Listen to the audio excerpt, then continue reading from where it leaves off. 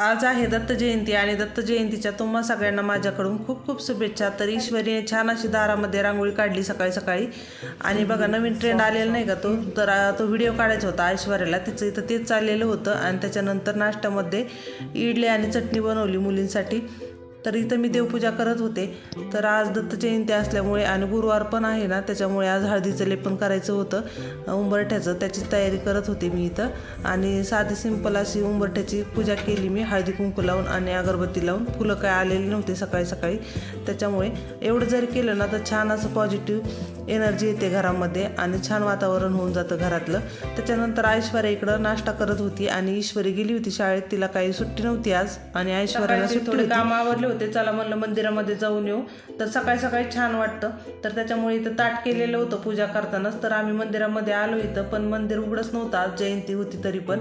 तर बाहेरूनच पूजा केली इथं आणि इथं खाली ना उंबराचं झाड आहे, मग तिथंच पूजा केली आणि त्याच्यानंतर प्रदक्षिणा घातल्या। तर पलीकडच्या साईडला स्वामी समर्थाचं मंदिर आहे, पण तिकडं मंदिराचं काम सुरू असल्यामुळे तिकडं काही गेलो नाही आम्ही।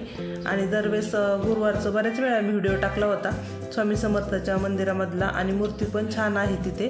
तर इथंच आम्ही दर्शन घेतलं आणि थोडा वेळ बसलो। चला तर मग असा होता व्हिडिओ, आवडला असेल तर नक्की लाईक करा। बाय।